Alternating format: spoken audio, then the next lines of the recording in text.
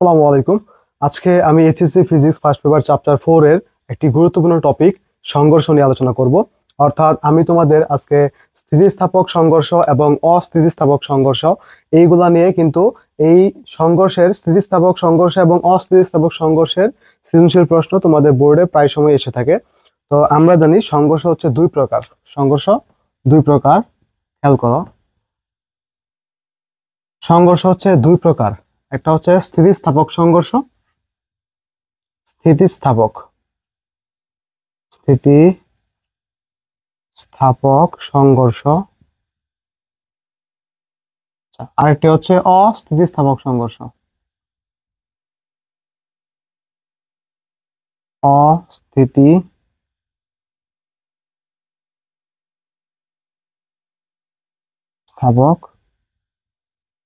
সংঘর্ষ। এখন স্থিতিস্থাপক সংঘর্ষ কাকে বলে? যেই সংঘর্ষে ভরবেগ এবং খেয়াল করো যে এখানে আমরা জানি স্থিতিস্থাপক সংঘর্ষ হোক এবং অস্থিতিস্থাপক সংঘর্ষ হোক, এই দুই ধরনের সংঘর্ষে কিন্তু ভরবেগটা সংরক্ষিত হয়। তাহলে আমরা কি করে বুঝবো যে একটি সংঘর্ষ কি স্থিতিস্থাপক সংঘর্ষ নাকি অস্থিতিস্থাপক সংঘর্ষ? আমরা জানি স্থিতিস্থাপক সংঘর্ষে গতিশক্তিটা সংরক্ষিত হয়, কিন্তু অস্থিতিস্থাপক সংঘর্ষে গতিশক্তি সংরক্ষিত হয় না। অর্থাৎ যদি কোনো সংঘর্ষের পূর্বে গতিশক্তির সমষ্টি এবং সংঘর্ষের পরে গতিশক্তির সমষ্টি সমান থাকে, তাহলে এটা হচ্ছে স্থিতিস্থাপক সংঘর্ষ। এবং যদি কোনো সংঘর্ষের পূর্বে গতিশক্তির সমষ্টি এবং সংঘর্ষের পরের গতিশক্তির সমষ্টি সমান না থাকে, তখন তাকে বলা হয় অস্থিতিস্থাপক সংঘর্ষ। তাহলে আমরা এখানে বলতে পারি যে সংঘর্ষের স্থিতিস্থাপক সংঘর্ষ হোক আর অস্থিতিস্থাপক সংঘর্ষ হোক, দুই ধরনের সংঘর্ষেই ভরবেগটা কি হয়? সংরক্ষিত হয়। তাহলে কিন্তু আমরা ভরবেগ দিয়ে কিন্তু বলতে পারতাছি না যে একটা সংঘর্ষ কি স্থিতিস্থাপক নাকি অস্থিতিস্থাপক। তাহলে স্থিতিস্থাপক সংঘর্ষ এবং অস্থিতিস্থাপক সংঘর্ষ এটা বোঝার জন্য আমাদের গতিশক্তি বের করতে হবে। অর্থাৎ সংঘর্ষের পূর্বে গতিশক্তির সমষ্টি এবং সংঘর্ষের পরে গতিশক্তির সমষ্টি যদি সমান থাকে তাহলে স্থিতিস্থাপক সংঘর্ষ, আর যদি সংঘর্ষের পূর্বে গতিশক্তির সমষ্টি এবং সংঘর্ষের পরে গতিশক্তির সমষ্টি সমান না থাকে তাহলে এটি হচ্ছে অস্থিতিস্থাপক সংঘর্ষ। তাহলে এখানে আমরা বলতে পারি যে সংঘর্ষের পূর্বে ভরবেগের সমষ্টি সামেশন অফ পি আই এবং সংঘর্ষের পূর্বে ভরবেগের সমষ্টি সামেশন অফ পি এফ, মানে ইনিশিয়াল ভরবেগের সমষ্টি এবং ফাইনাল ভরবেগের সমষ্টি যদি সমান থাকে এই ক্ষেত্রে সমান থাকবে। এবং অস্থিতিস্থাপক সংঘর্ষেও সংঘর্ষের আগের ভরবেগের সমষ্টি এবং সংঘর্ষের পরের ভরবেগের সমষ্টি সমান থাকবে। স্থিতিস্থাপক সংঘর্ষে গতিশক্তিটা সংরক্ষিত হবে, অর্থাৎ সামেশন অফ ইকেআই, ইনিশিয়াল গতিশক্তির সমষ্টি এবং ফাইনাল গতিশক্তির সমষ্টি, এই দুটো সমান থাকবে। তার মানে স্থিতিস্থাপক সংঘর্ষে গতিশক্তিটা কি হয়? সংরক্ষিত হয়। গতিশক্তি কি হয়? সংরক্ষিত হয়। কিন্তু অস্থিতিস্থাপক সংঘর্ষে গতিশক্তি কি হয় না? সংরক্ষিত হয় না।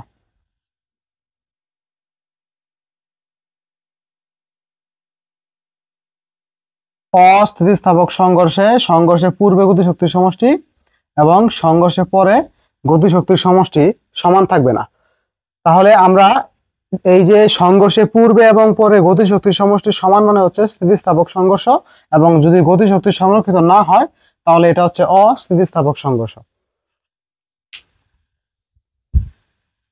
এখন আমরা জানি যে সামেশন অফ ইকে আই, এই সামেশন অফ ইকে আই এর মানে হচ্ছে, আমরা জানি ইকে হচ্ছে গতিশক্তি, তাহলে গতিশক্তি ইকে সমান কি জানি হাফ এম ভি স্কয়ার, যেখানে এই হাফ এম ভি স্কয়ার মানে গতিশক্তি হচ্ছে হাফ ভর ইন্টু বেগের স্কয়ার।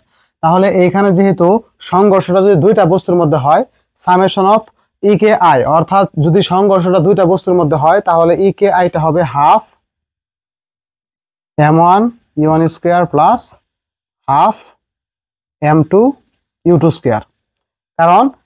কারণ আমরা জানি যে সংঘর্ষের পূর্বে যদি দুইটা বস্তু থাকে তাহলে ভর হবে দুইটা, m1 এবং m2। প্রথম বস্তুর ভর m1, দ্বিতীয় বস্তুর ভর হচ্ছে m2, এবং প্রথম বস্তুর যে আদিবেগ এটা হচ্ছে u1 এবং দ্বিতীয় বস্তুর আদিবেগটা কত? u2। এখন এই b কিন্তু শেষ বেগ না, এখানে b দ্বারা বেগ বোঝাচ্ছে। তো এখানে যেহেতু সংঘর্ষের পূর্বে গাড়ির বা বস্তুর বেগ যেহেতু u1 এবং u2, এজন্য প্রথম বস্তুর ক্ষেত্রে গতিশক্তি হচ্ছে হাফ m1 u1 স্কয়ার, মানে হাফ ভর ইনটু বেগের স্কয়ার, এবং দ্বিতীয় বস্তুর বেগ যেহেতু u2 এজন্য হাফ m2 u2 স্কয়ার। তাহলে এটা হচ্ছে সংঘর্ষের পূর্বে দুইটা বস্তুর ভরবেগের সমষ্টি বা ইনিশিয়াল গতিশক্তির সমষ্টি। এখন সংঘর্ষের পরে যে ভরবেগের সমষ্টি বা ফাইনাল কাইনেটিক এনার্জি যেটা, এটা হচ্ছে হাফ m1 সংঘর্ষের পরে যে বস্তুর বেগ শেষ বেগ, এটা হচ্ছে v1 m1 v1 square plus half m2 v2 square. এখন সংঘর্ষের পরে যদি দুইটা বস্তু ভিন্ন ভিন্ন বেগে যায় তাহলে কিন্তু v1 এবং v2 হবে, কিন্তু সংঘর্ষের পরে যদি দুইটা বস্তু একত্রে মিলিত বেগে যায়, মানে দুইটা বস্তু সংঘর্ষ হওয়ার পরে একত্রে একটা নির্দিষ্ট বেগে যায়, তখন কিন্তু এই v1 এবং v2 এর মান সমান, অর্থাৎ তখন v1 এবং v2 কি সমান হয়ে যাবে, তখন এটাকে আমরা v বলতে পারি। তখন সূত্রটা হবে half m1 v square plus half m2 v square, m2 কত v স্কয়ার। তো এখান থেকে আমরা বলতে পারি এরকম যে half m1 plus m2 into v square, এই v হচ্ছে মিলিত বেগ। তাহলে যদি মিলিত বেগ থাকে, মিলিত বেগ বুঝালে, মিলিত বেগ যদি বলে তাহলে সংঘর্ষের পরে গতিশক্তির সমষ্টি half m1 plus m2 into v square. আর ভিন্ন ভিন্ন বেগে গেলে, এটা হচ্ছে ভিন্ন ভিন্ন বেগে গেলে সূত্র হবে এটা, একত্রে গেলে সূত্র হবে সামেশন অফ ইকে এফ এর সূত্র হবে এটা। ভিন্ন ভিন্ন বেগে গেলে এটা হবে, এবং সংঘর্ষের পরে একত্রে মিলিত হয়ে একটা নির্দিষ্ট বেগে গেলে সূত্র হবে এটা। এবং ইনিশিয়াল গতিশক্তির সমষ্টি মানে সংঘর্ষের পূর্বে যে গতিশক্তির সমষ্টি, এটা হচ্ছে summation of KE i equal to half m1 u1 square plus half m2 u2 square. এখন আমরা ভরবেগের যে সংরক্ষণ সূত্র, এটা আমরা সকলেই জানি। সূত্রটা হচ্ছে এরকম যে আমরা জানি যে সংঘর্ষ যেমনই হোক, স্থিতিস্থাপক এবং অস্থিতিস্থাপক সংঘর্ষ, দুই ধরনের সংঘর্ষে ভরবেগটা কি হয়, সংরক্ষিত হয়। তাহলে আমি এখানে বলতে পারি যে এটা হচ্ছে আমাদের ভরবেগের সংরক্ষণশীলতার সূত্র, m1 u1 plus m2 u2 সমান সমান m1 v1 plus m2 v2। এটা হচ্ছে ভরবেগের সংরক্ষণশীলতার সূত্র। এইটা হচ্ছে সংঘর্ষের পূর্বে ভরবেগের সমষ্টি, মানে সামেশন অফ, আমরা এখানে বলতে পারি সামেশন অফ pi, এটা হচ্ছে m1 u1 plus m2 u2, কারণ সামেশন অফ pi হচ্ছে ইনিশিয়াল ভরবেগের সমষ্টি, ইনিশিয়াল বা আদি ভরবেগের সমষ্টি। এটা হচ্ছে প্রথম বস্তুর ভরবেগ m1 u1, দ্বিতীয় বস্তুর ভরবেগ m2 u2, যেহেতু আদি ভরবেগ এজন্য m1 u1 plus m2 u2, এবং ফাইনাল ভরবেগের সমষ্টি হচ্ছে কত, m1 v1 plus m2 v2, কারণ সংঘর্ষের পরে প্রথম বস্তুর শেষ বেগ v1, দ্বিতীয় বস্তুর শেষ বেগ হচ্ছে কত, v2। এখন যদি কখনো এরকম হয় যে সংঘর্ষের পরে দুইটা বস্তু একত্রে মিলিত হয়ে একটা বেগে গেছে, তখন সূত্রটা এমন হবে যে m1 u1 plus m2 u2 সমান m1 plus m2 into v, অর্থাৎ v1 এবং v2 এই দুই জায়গাতে যদি আমরা v বসাই, মানে দুইটা বস্তু যদি ভিন্ন ভিন্ন বেগে না যেয়ে সংঘর্ষ হওয়ার পরে একত্রে একটা বেগে যায়, তখন আমরা এই ভিটা কমন নিয়ে বলতে পারি m1 plus m2 into v, যেখানে এই ভিটা হচ্ছে মিলিত বেগ, এই ভিটা হচ্ছে কি বেগ, মিলিত বেগ। তখন আমরা এই মিলিত বেগ v সমান বলতে পারি যে m1 u1 plus m2 u2 ভাগ m1 প্লাস m2, এটা হচ্ছে মিলিত বেগ বের করার সূত্র। যদি তোমাকে কখনো সংঘর্ষের পরে দুইটা বস্তু একত্রে মিলিত হয়ে যায়, তখন ওই মিলিত বেগ বের করতে বলে, বা চূড়ান্ত বেগ, দুটি বস্তুর একত্রে চূড়ান্ত বেগ বের করতে বলে, তখন v equal to m1 u1 plus m2 u2 ভাগ m1 প্লাস m2, এই সূত্রটা প্রয়োগ হবে। এটা মিলিত বেগের সূত্র। এবং সংঘর্ষের পূর্বে ভরবেগের সমষ্টি হচ্ছে এটা, সংঘর্ষের পরে ভরবেগের সমষ্টি হচ্ছে এটা। তাহলে এই দুইটা সূত্র তোমরা কখন প্রয়োগ করবা, যদি কখনো বলে যে উদ্দীপকের সংঘর্ষে ভরবেগ সংরক্ষিত হয় কিনা, তখন তোমরা সংঘর্ষের পূর্বে ভরবেগের সমষ্টি বের করবা, সংঘর্ষের পূর্বে পরে ভরবেগের সমষ্টি বের করবা। যদি সংঘর্ষের পূর্বে এবং পরে ভরবেগের সমষ্টি সমান থাকে, তাহলে আমরা বলবো যে ভরবেগটা কি হয়, সংরক্ষিত হয়। আর যদি বলে যে উদ্দীপকের সংঘর্ষে গতিশক্তি সংরক্ষিত হয় কিনা, তখন আমরা সংঘর্ষের পূর্বে গতিশক্তির সমষ্টি এবং সংঘর্ষের পরে গতিশক্তির সমষ্টি বের করব। যদি সংঘর্ষের পূর্বে এবং পরে গতিশক্তির সমষ্টি সমান থাকে, তাহলে উক্ত সংঘর্ষটি গতিশক্তির সংরক্ষণশীলতার নীতি মানে। আর যেই সংঘর্ষ গতিশক্তির সংরক্ষণশীলতার নীতি মেনে চলে, তাকে আমরা স্থিতিস্থাপক সংঘর্ষ বলি। আর যে সংঘর্ষ গতিশক্তির সংরক্ষণশীলতার নীতি মেনে চলে না তাকে আমরা অস্থিতিস্থাপক সংঘর্ষ বলবো। তো এই ছিল মোটামুটি মিলিত বেগ বের করার সূত্র, সংঘর্ষের পূর্বে ভরবেগ বের করার সূত্র, সংঘর্ষের পরে ভরবেগ বের করার সূত্র, সংঘর্ষের পূর্বে গতিশক্তির সমষ্টি, সংঘর্ষের পরে গতিশক্তির সমষ্টি। আর যদি দুইটা ভিন্ন ভিন্ন বেগে না গিয়ে একত্রে একটা বেগে যায় তখন সূত্রটা হবে এরকম। তো এই ছিল মোটামুটি এই অধ্যায়ের সূত্র। তবে যদি সংঘর্ষের পরে ভিন্ন ভিন্ন বেগে যায়, অর্থাৎ v1 এবং v2 বেগে যায়, তখন এই v1 এবং v2 যদি তোমাকে বলে যে সংঘর্ষের পরে প্রথম বস্তুর শেষ বেগ কত এবং দ্বিতীয় বস্তুর শেষ বেগ কত, তার মানে তোমাকে v1 এবং v2 বের করতে হবে।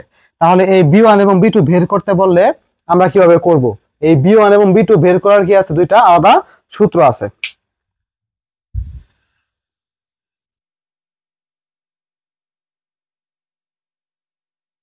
তাহলে সংঘর্ষের পরে যদি ভিন্ন ভিন্ন বেগে যায়, তাহলে সংঘর্ষের পরে প্রথম বস্তুর শেষ বেগ যেটা v1, এই v1 বের করতে হবে এবং দ্বিতীয় বস্তুর শেষ বেগ এই v2 বের করতে হবে।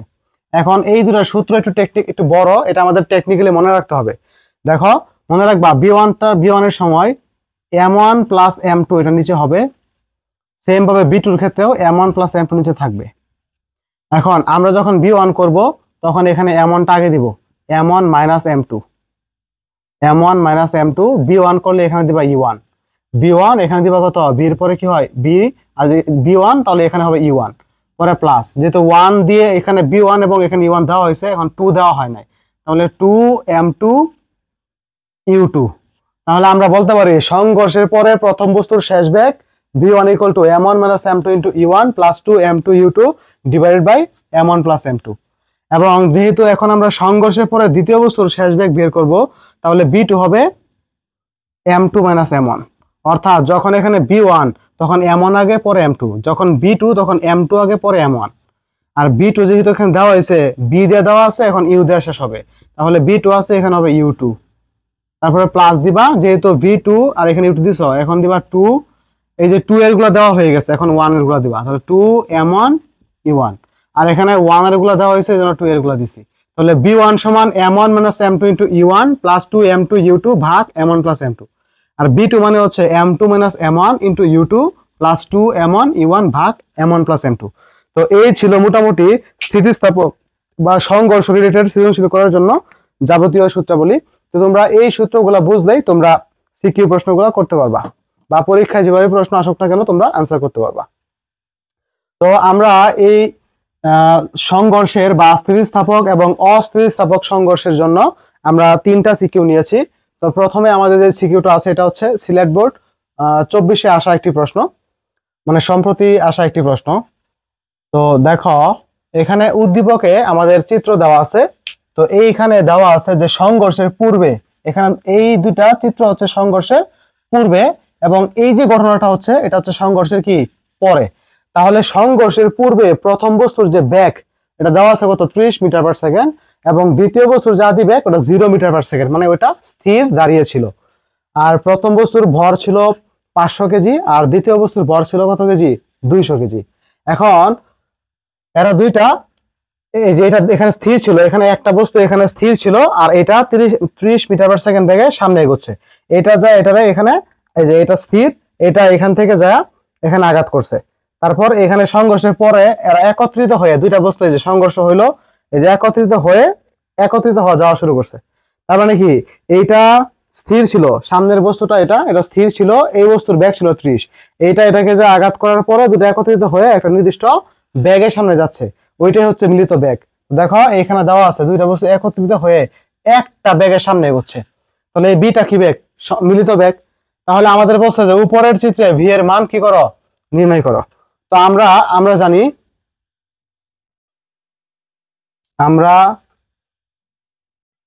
জানি V equal to m1 e1 plus m2 u2 ভাগ m1 প্লাস m2। তাহলে আমরা এখান থেকে m1 এর মান, m1 হচ্ছে প্রথম বস্তুর ভর 500 কেজি, আর m2 দেওয়া আছে দ্বিতীয় বস্তুর ভর 200 কেজি। আচ্ছা, e1 হচ্ছে প্রথম বস্তুর আদি বেগ 30 মিটার পার সেকেন্ড, আর u2 হচ্ছে দ্বিতীয় বস্তুর আদি বেগ মানে 0 মিটার পার সেকেন্ড। এখন আমরা যদি এই মানগুলো এখানে বসাই দেই, এমনটা কত, এমন হচ্ছে 500, আর E1 হচ্ছে কত 30, M2 হচ্ছে কত 200, আর U2 হচ্ছে কত 0, আর নিচে হচ্ছে 500 আর 200। আচ্ছা, তাহলে এখানে উপরে হয় 1500, নাকি সরি 1500 না 15,000 এরকম, আর নিচে হচ্ছে 700। এখন আমরা ভাগ করব, তাহলে উপরে কত হয়,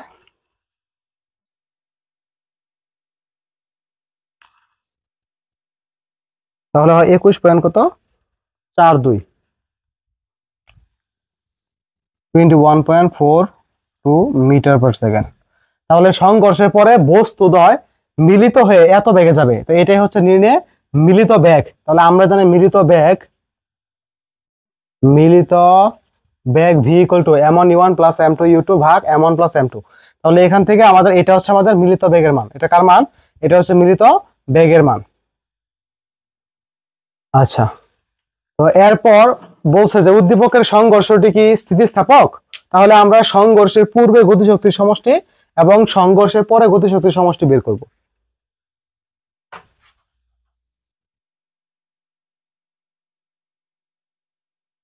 তাহলে আমরা এখন কি লিখবো, যে সংঘর্ষের পূর্বে গতিশক্তির সমষ্টি।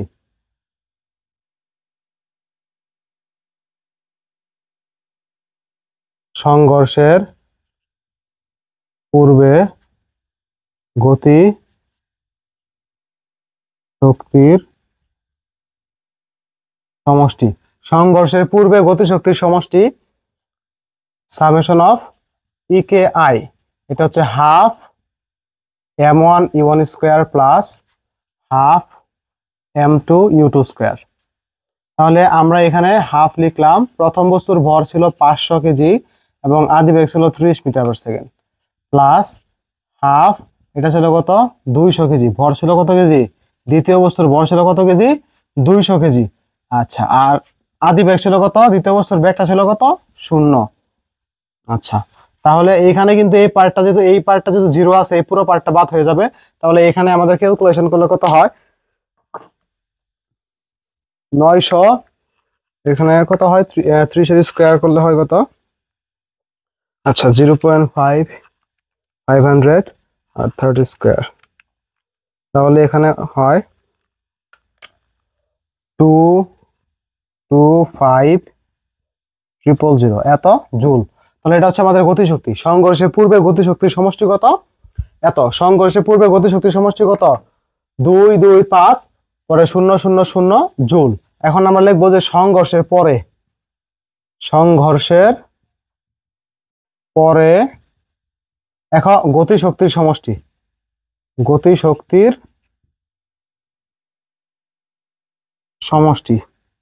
তো সংঘর্ষের পরে গতিশক্তির সমষ্টি সামেশন অফ EKF, এটা হচ্ছে হাফ, যেহেতু সংঘর্ষের পরে এরা মিলিত হয়ে একত্রে একটা নির্দিষ্ট বেগে গেছে, এই জন্য সূত্রটা হবে half m1 plus m2 into কত v স্কয়ার।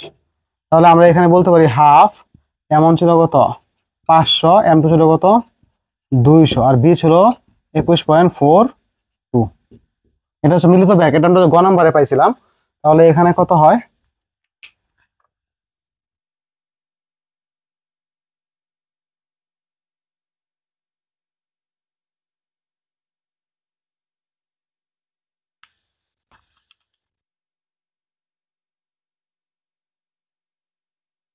তাহলে এখানে হচ্ছে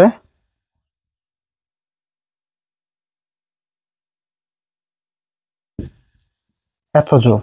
তাহলে সংঘর্ষের পূর্বে গতিশক্তির সমষ্টি এবং সংঘর্ষের পরে গতিশক্তির সমষ্টি কিন্তু সমান নয়। তো আমরা লিখবো যেহেতু summation of EKI not equal two summation of EKF, অর্থাৎ সংঘর্ষের পূর্বে গতিশক্তির সমষ্টি এবং সংঘর্ষের পরে গতিশক্তির সমষ্টি কি নয়, সমান নয়। সুতরাং সংঘর্ষটি অস্থিতিস্থাপক।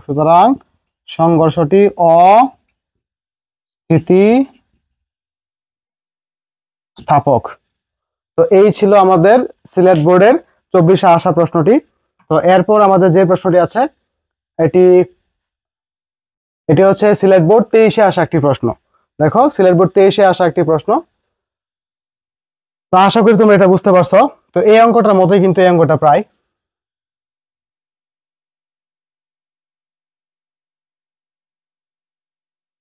দেখো এখানে উদ্দীপকে বলা আছে যে 2 কেজি এবং 3 কেজি ভরের দুটি বস্তু যথাক্রমে 8.8 মিটার পার সেকেন্ড এবং 1.2 মিটার পার সেকেন্ড বেগে বিপরীত দিক হতে এসে সংঘর্ষের পর দুটি বস্তু একত্রে মিলিত হয়ে নির্দিষ্ট দিকে চলতে থাকে।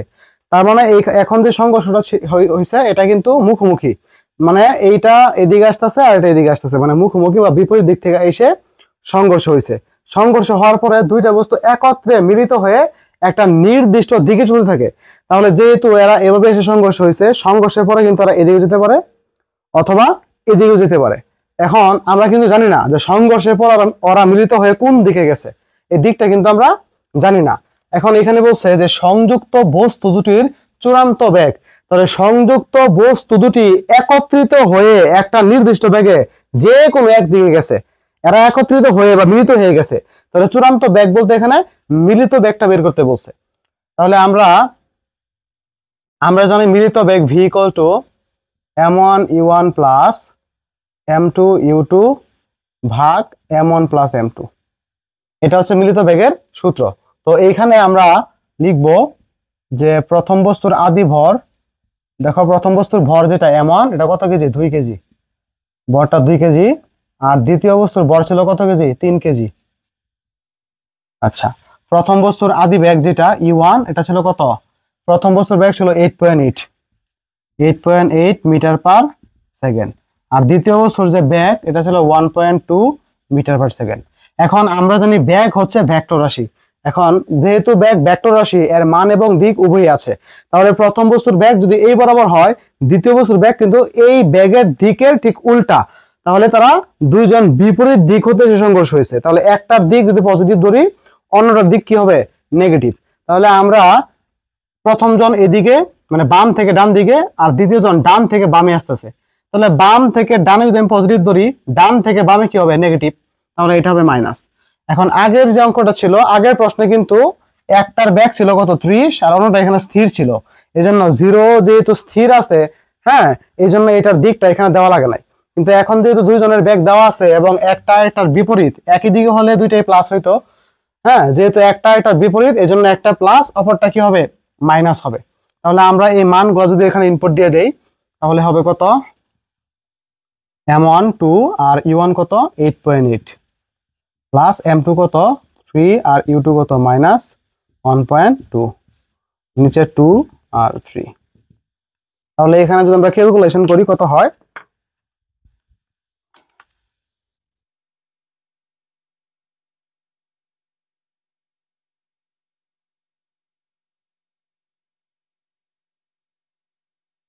তাহলে 2.8 এখানে ক্যালকুলেশন করলে হয় 2.8 মিটার পার সেকেন্ড, এবং এই মানটা কিন্তু পজিটিভ আসছে। যেহেতু মানটা পজিটিভ আসছে, তাহলে আমরা বুঝতে পারতাছি যে চূড়ান্ত বেগটা কোন দিকে হবে। আমরা বাম থেকে ডানে, বাম দিক থেকে ডানে এটাকে আমরা পজিটিভ ধরছিলাম, আর ডান দিক থেকে যারা বামে আসতেছিল ওটা নেগেটিভ ধরছিলাম। তাহলে বলতে পারি যে সংযুক্ত বস্তু দুটি প্রথম বস্তুর, হ্যাঁ, এত মিলিত হয়ে তোমরা বলবা যে সংযুক্ত বস্তু দুটি 2.8 মিটার পার সেকেন্ড বেগে মিলিত হয়ে প্রথম বস্তুর বেগের দিকে, এখানে একটা বিষয় খেয়াল করবা, এটা হচ্ছে প্রথম বস্তুর বেগের দিক, ঠিক আছে।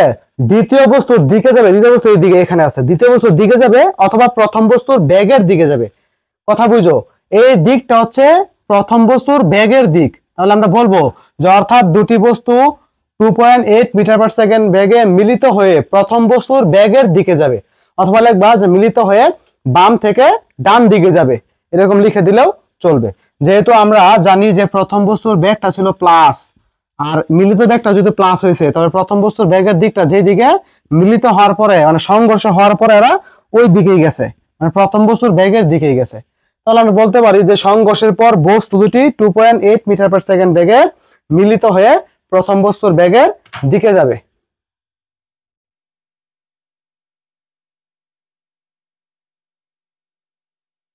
আচ্ছা, তো এরপর প্রশ্নটা হচ্ছে যে উদ্দীপকের সংঘর্ষটি স্থিতিস্থাপক নাকি অস্থিতিস্থাপক। উদ্দীপকের সংঘর্ষটি স্থিতিস্থাপক নাকি অস্থিতিস্থাপক? তাহলে আমরা লিখবো যে সংঘর্ষের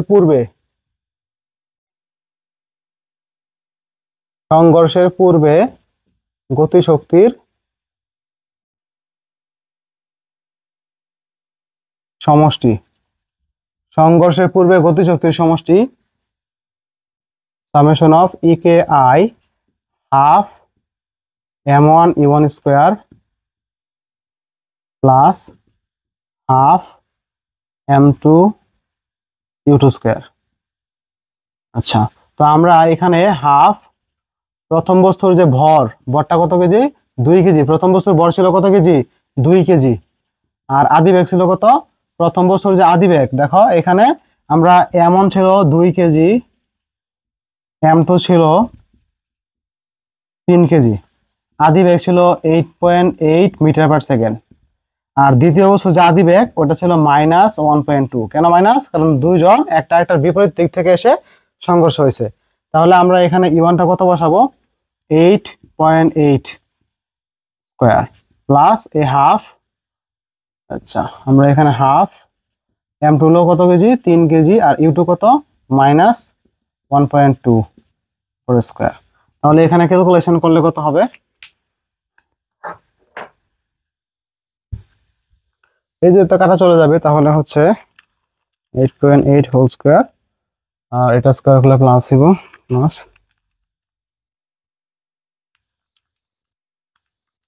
তাহলে হচ্ছে 79 কত? 6। 79 কত হয়? 6 হয়। এত জুল। এটা হচ্ছে সংঘর্ষের পূর্বে গতিশক্তির সমষ্টি। ঠিক আছে, এটা হচ্ছে সংঘর্ষের পূর্বে গতিশক্তির সমষ্টি। এখন সংঘর্ষের পরে বস্তুদ্বয় যেহেতু মিলিত বেগে গেছে, এখন আমরা সংঘর্ষের পরে গতিশক্তির সমষ্টি বের করব। এখন লিখবো যে সংঘর্ষের পরে গতিশক্তির সমষ্টি। সংঘর্ষের পরে যেহেতু মিলিত বেগে গেছে, এই জন্য summation of EKF equal to half m1 plus m2 into V square হবে। তো আমরা এখানে হাফ m1 এর মানটা কত জানি? m1 হচ্ছে 2 কেজি, m2 হচ্ছে 3 কেজি, আর বিটা পেয়েছিলাম 2.8 যদি ভুল না করি। আচ্ছা, তো এখন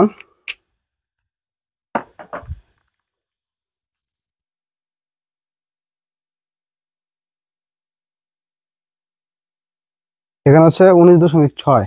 তাহলে এখানে সংঘর্ষের পরে যে গতিশক্তির সমষ্টিটা কত হয়? 19.6 জুল।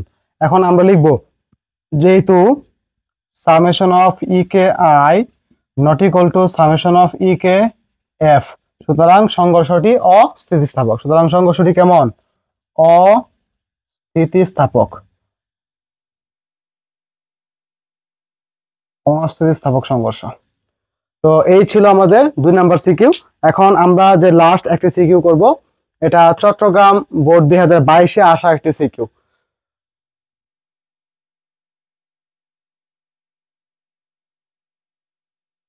তো দেখো, এই অঙ্কটা কিন্তু খুবই গুরুত্বপূর্ণ একটি অঙ্ক। তো খেয়াল করো, এই সৃজনশীলটা খুবই গুরুত্বপূর্ণ। তো এখানে উদ্দীপকে বলা আছে যে 72 কিলোমিটার পার আওয়ার বেগে চলমান 1800 কেজি ভরের একটি বড় গাড়ি সামনে দাঁড়িয়ে থাকা 1000 কেজি ভরের ছোট গাড়িকে পিছন দিক থেকে সজোরে ধাক্কা দিল। তাহলে 1000 কেজি ভরের একটা বড় গাড়ি, খেয়াল করো তো 1000 কেজি ভরের একটা বড় গাড়ি, ধরো এটা হচ্ছে 1000 কেজি ভরের একটা বড় গাড়ি, সরি এটা হচ্ছে 1800 কেজি ভরের একটা বড় গাড়ি, এবং এটা হচ্ছে 1000 কেজি ভরের একটা ছোট গাড়ি। তাহলে এই ছোট গাড়িকে এই বড় গাড়িটা কত বেগে? 72 কিলোমিটার পার আওয়ার বেগে পিছন দিক থেকে সজোরে ধাক্কা দিল। তার মানে এটা এখানে এসে একটা ধাক্কা দিছে। তাহলে এটাই বলছে যে 72 কিলোমিটার পার আওয়ার বেগে চলমান 1800 কেজি ভরের একটা বড় গাড়ি সামনে দাঁড়িয়ে থাকা 1000 কেজি ভরের ছোট গাড়িকে পিছন দিক থেকে ধাক্কা দেয়। তাহলে ছোট গাড়ির সামনে ছিল, বড় গাড়ি পিছনে ছিল, বড় গাড়ি এসে ছোট গাড়িকে কি করছে? ধাক্কা দিছে। ধাক্কার পর গাড়ি দুটি একত্রিত হয়ে 60 মিটার গিয়ে থেমে গেছে। তাহলে এই ছিল ছোট গাড়ি, এটা ছিল ছোট গাড়ি, আর এটা ছিল বড় গাড়ি। এই গাড়িটা এটা স্থির দাঁড়িয়ে ছিল।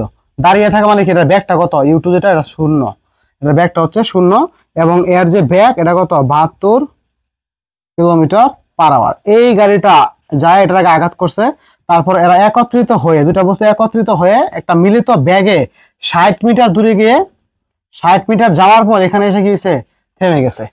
তার মানে একটা এটা আঘাত করছে, আঘাত করার পর নির্দিষ্ট ব্যাগে 60 মিটার গিয়ে কি হয়েছে, থেমে গেছে, মানে শেষ ব্যাগ শূন্য হয়ে গেছে। তো এইটাই ছিল উদ্দীপক। তারপরে রাস্তার পাশে দাঁড়িয়ে থাকা বিজ্ঞানের ছাত্র মাহি দুর্ঘটনাটি পর্যবেক্ষণ করে বলল এটি একটি অস্থিতিস্থাপক সংঘর্ষ। এখন বলছে যে উদ্দীপকের গাড়ি দুটি থামাতে যে বাধাদানকারী বল ক্রিয়াশীল ছিল তার মান। তো যেহেতু দুইটা এইখানে ছোট গাড়ি ছিল, এখানে ছিল বড় গাড়ি, বড় গাড়িটা ছোট গাড়িকে ধাক্কা দিছে, এরা একত্রিত হয়ে একটা মিলিত বেগে সামনে এগোচ্ছে, এগোতে এগোতে একটা সময় গিয়ে থেমে গেছে। তার মানে এখানে শেষ ব্যাগটা শূন্য হয়েছে। তাহলে এরা এখানে মিলিত হওয়ার পরে একটা ব্যাগ অর্জন করছে, এই জায়গাতে মিলিত হওয়ার পরে একটা ব্যাগ অর্জন করছে। হ্যাঁ, এই ব্যাগে চলতে চলতে এখানে গিয়ে শেষ ব্যাগটা কত হয়ে গেছে, এখানে শেষ ব্যাগটা কত হয়েছে, শূন্য হয়ে গেছে। তাহলে যেহেতু এখানে ব্যাগের পরিবর্তন ঘটছে, হ্যাঁ, এবং ব্যাগটা যেহেতু হ্রাস পাইছে, এখানে মন্দন ছিল, ঠিক আছে। তো আমরা জানি যে এখানে ত্বরণ বা মন্দন থাকে সেখানে অবশ্যই বল থাকে, ত্বরণ যেখানে থাকে সেখানে বল, এবং যেখানে মন্দন থাকে সেখানে বাধাদানকারী বল কাজ করে।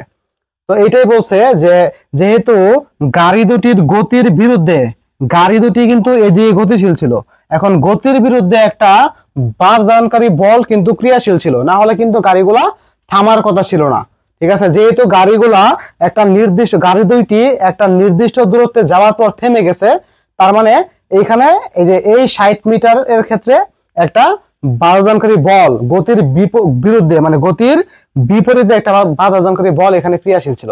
এখন আমাদেরকে এই বাধাদানকারী বলের মানটাই বের করতে বলছে। তো খেয়াল করো, তাহলে আমি যদি এই পুরো বিষয়টাকে আবার এখানে একটু চিন্তা করি, খেয়াল করো, এটা ছিল আমাদের ছোট গাড়ি, হ্যাঁ, এটা এখানে স্থির দাঁড়িয়ে ছিল, তাহলে এটা হচ্ছে ইউ2 ধরো, আর এটা হচ্ছে বড় গাড়ি, এই বড় গাড়িটা হচ্ছে 1800 কেজি ভরের গাড়ি, আর এটা হচ্ছে 1000 কেজি ভরের একটি ছোট গাড়ি। তো দাঁড়াইয়া ছিল, আর ওর যে ব্যাগ এটা ছিল 72 কিলোমিটার/আওয়ার। তো এটাকে আমাদের মিটার/সেকেন্ডে নেওয়া লাগবে। তো এই গাড়িটা এটাকে পিছন দিক থেকে পিছনে যে ধাক্কা দিছে, ধাক্কা দিলে দুইটা গাড়ি একত্রিত হয়ে দুইটা গাড়ি এরকম একত্রিত হয়ে একটা নির্দিষ্ট ব্যাগে, মানে একত্রিত হওয়ার পরে যে ব্যাগ, এটা হচ্ছে মিলিত ব্যাগ, এই মিলিত ব্যাগে 60 মিটার দূরে গিয়ে, কত মিটার দূরে, 60 মিটার দূরে গিয়ে এখানে এসে থেমে গেছে। এখানে এসে গিয়েছে, থেমে গেছে, মানে শেষ ব্যাগটা কত হয়ে গেছে, শূন্য। থেমে গেছে মানে শেষ ব্যাগ কত, শেষ ব্যাগ বললাম বি প্রাইম, এখানে শেষ ব্যাগটা কত হয়েছে, শূন্য হয়ে গেছে। তো এইটা ছিল সিনারি, যে এই বড় গাড়িটা ছোট গাড়িকে আঘাত করে দুইটা একত্রিত মিলে সামনে এগোচ্ছে একটা নির্দিষ্ট দূরত্ব, মানে 60 মিটার যাওয়ার পরে এরা কি করছে, থেমে গেছে। এই যে এইখানে দুটো একত্রিত মিলিত হওয়ার পরে 60 মিটার গিয়ে থেমে গেল, তো এখানে গতির বিপরীতে একটা বাধাদানকারী বল কাজ করতেছে, এই বলটা আমাদের বের করতে বলছে। তো আমরা যেহেতু জানি বল F = ma, যেহেতু এখানে দুইটা বস্তু, মানে বস্তু ছিল, তাহলে ভরটা হবে দুইটা বস্তুর ভর, তাহলে m এর জায়গায় আমরা বলতে পারি m1 + m2 ইন্টু কত, a। তাহলে আমাদের a যদি আমরা জানি, এর মানটা জানলে ভরের যোগফলের সাথে গুণ দিলে কিন্তু আমরা এই ভরের মানটা পেয়ে যাব। এখন আমাদের এই a টা বের করতে হবে। এই a এখন বের করবো, কিভাবে বের করবা, দেখো এইটুকুর ক্ষেত্রে কিন্তু দেখছো যে s দেওয়া আছে, আদি বেগ কিন্তু এইটা, এই ঘটনার ক্ষেত্রে, এইটুকু ঘটনার ক্ষেত্রে এটা হচ্ছে আদি বেগ, এটা হচ্ছে কি বেগ, শেষ বেগ, আর এটা হচ্ছে দূরত্ব।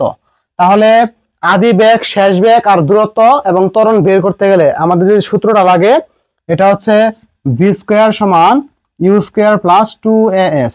এখান থেকে শেষ বেগ শূন্য বসাবো, আদি বেগের জায়গায় দুইটা বস্তু একত্রে মিলিত হয়ে যে মিলিত বেগ অর্জন করছে, এইটাই কিন্তু এইটুকুর ক্ষেত্রে আদি বেগ। দুইটা বস্তু এইখানে আইসা মিলিত হয়ে যে বেগটা অর্জন করছে, এই বেগটা এখন আদি বেগ, এই বেগে চলতে চলতে বেগ কমতে কমতে কমতে কমতে থেমে গেছে।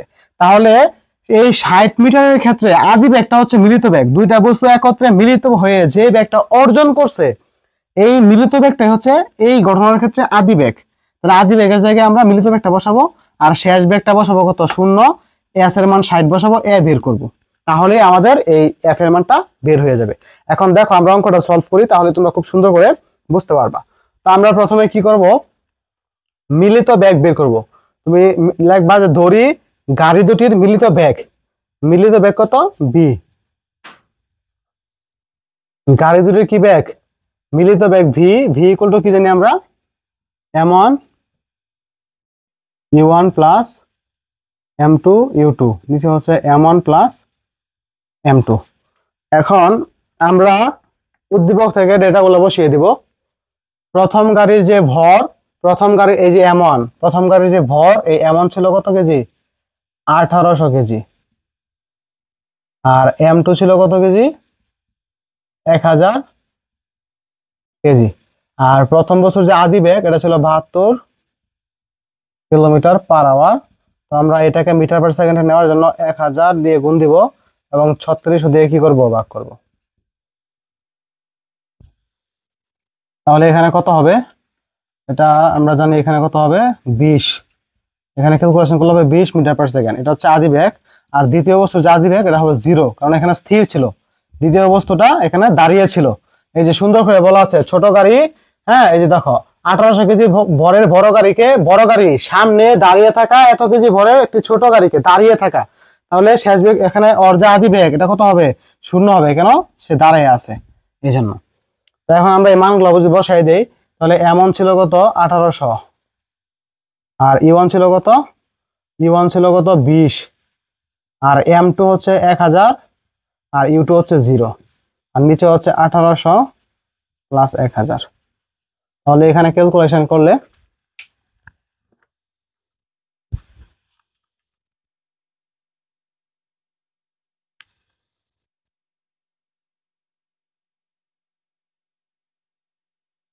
তাহলে 12.85।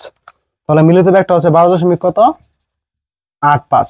তাহলে তাহলে প্রথম বস্তুটা যখন, এই প্রথম বস্তুটা যখন এই এই বড় গাড়িটা যখন ছোট গাড়িকে এখানে আঘাত করে, তখন একত্রিত হওয়ার পরে এরা দুইজন এই বেগ অর্জন করে। এখন এই বেগটা যে এখানে এই বেগটা অর্জন করে, এই বেগ যখন অর্জন করে, তখন এই বেগে চলতে থাকে। চলতে চলতে 60 মিটার যাওয়ার পরে শেষ বেগ শূন্য হয়ে গেছে।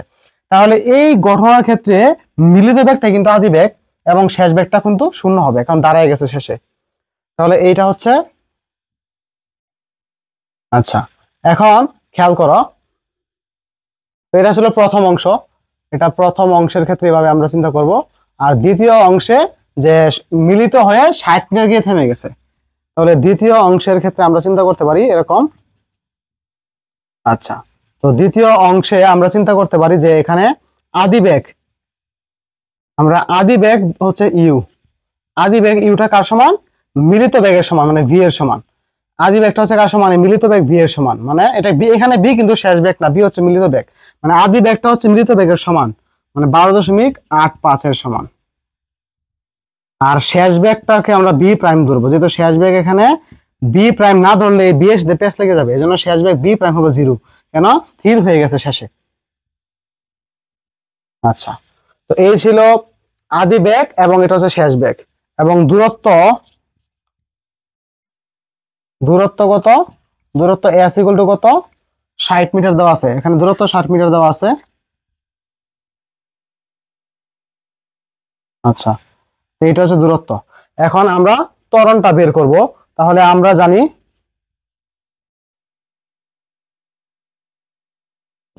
জানি, ভি স্কোয়ার সমান ইউ স্কোয়ার প্লাস 2as। যেহেতু এই বি হচ্ছে শেষ বেগ, এখন এখানে যেহেতু মিলিত বেগকে বি দিয়ে প্রকাশ করা হয়েছে, তাহলে শেষ বেগটা বি প্রাইম দিয়ে প্রকাশ করছে, এই জন্য এখানে বি প্রাইম দিবা, তাহলেই হবে। তাহলে শেষ বেগটা হচ্ছে 0। শেষ বেগটা কত? 0। আর আদি বেগটা হচ্ছে কত? মিলিত বেগের সমান 12.8। আচ্ছা, প্লাস,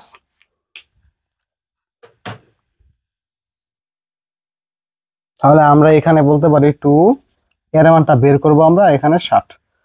তাহলে এখন, আচ্ছা আমি এখন এই উপরের পার্টটুকু আমরা মুছে দিচ্ছি, খেয়াল করো। তাহলে আমরা এখান থেকে এর মানটা যদি আমরা এই পার্টটুকু এদিকে নিয়ে আসি, এখানে মাইনাস হয়, আর এই মাইনাসটা যদি আমি এখানে দিয়ে দিই একবারে, ঠিক আছে? আচ্ছা আমি এটা ভেঙে দিই, খেয়াল করো। তাহলে আমাদের এখানে ক্যালকুলেশন করলে কত হয়? 120। এখানে হচ্ছে 120, এটা দিকে নিয়ে আসলে মাইনাস হবে, মাইনাস 120। সাথে আছে এ, আর এখানে কত? 12.8 হোল স্কোয়ার। তাহলে এখান থেকে যদি আমরা এ রাইখা দিই, 12.8 এর হোল স্কোয়ার ইন্টু এটা এ থেকে ভাগ হবে, তাহলে সামনে মাইনাস। এখন আমরা 12.8কে 120 দ্বারা ভাগ করলে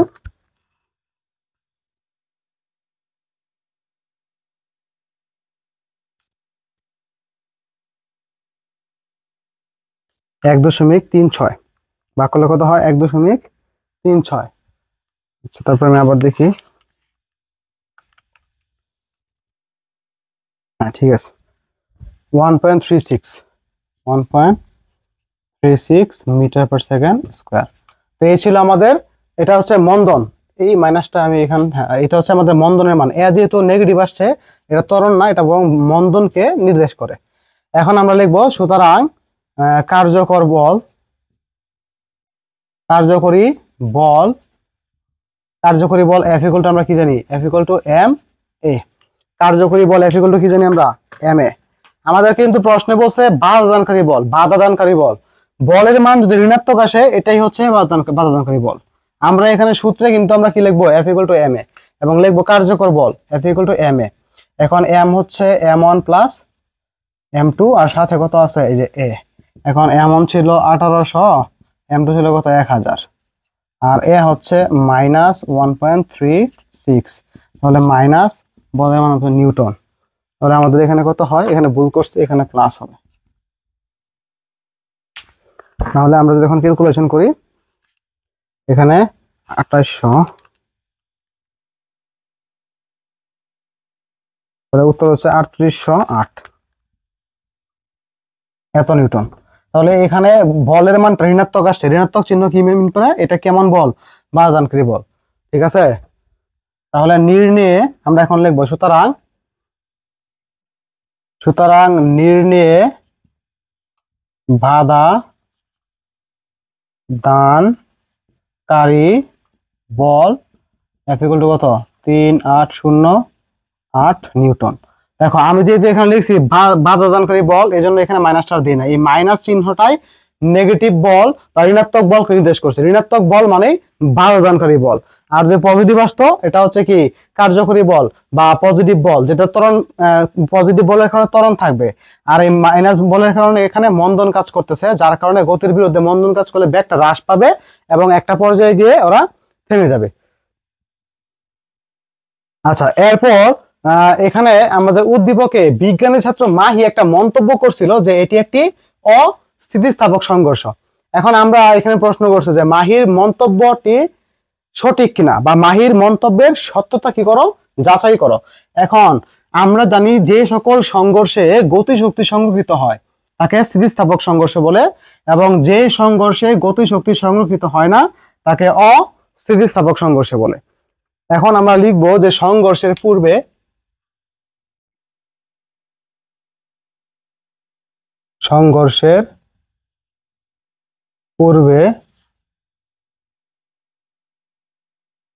গতিশক্তির সমষ্টি। তাহলে সংঘর্ষের পূর্বে গতিশক্তির সমষ্টি summation of E K I, এটা হচ্ছে half m1 u1 square plus half m2 u2 square. এখন আমরা এখানে হাফ m1 জানি 1800, আর u1 এর মানটা আমরা বের করছিলাম, এখানে 72কে ভাঙাইলে কত আসে? 20, আর m2 হচ্ছে 1000, এবং u2 হচ্ছে কত? 0, কারণ স্থির দাঁড়ায় ছিল। তাহলে এখানে আমাদের ক্যালকুলেশন করলে কত হয়? এখানে 400 ভাগ 2, 200, 200 পরে 1800, তাহলে 3, 6। আচ্ছা, এগুলো তুমি তাহলে মুখে ক্যালকুলেশন করতে পারবা। তারপরে আমি যেন ভুল না হয় এই জন্য ক্যালকুলেটর দিয়ে করছি। এত জুল, এটা হচ্ছে সংঘর্ষের পূর্বে গতিশক্তির সমষ্টি। এখন সংঘর্ষের পরে ওরা কিভাবে গিয়েছিল? মিলিত হয়ে গেছিল। তাহলে সংঘর্ষের পর এখন আমরা কি লিখবো? সংঘর্ষের পরে গতি শক্তির সমষ্টি। তাহলে এটা হচ্ছে summation of E K F, half m1 m2 into B square, যেহেতু সংঘর্ষের পরে মিলিত বেগে গেছিল, তাহলে এখানে হাফ এমন ছিল কত 1800, m2 ছিল কত 1000, আর এই মিলিত বেগের মানটা কত হয়েছিল 12.85। যদি আমি ভুল না করি আর কি, আমার ঠিক খেয়াল নেই, তোমরা দেখে নিবা। এই মিলিত বেগের মানটা ছিল 12.85, তাহলে এটা স্কোয়ার।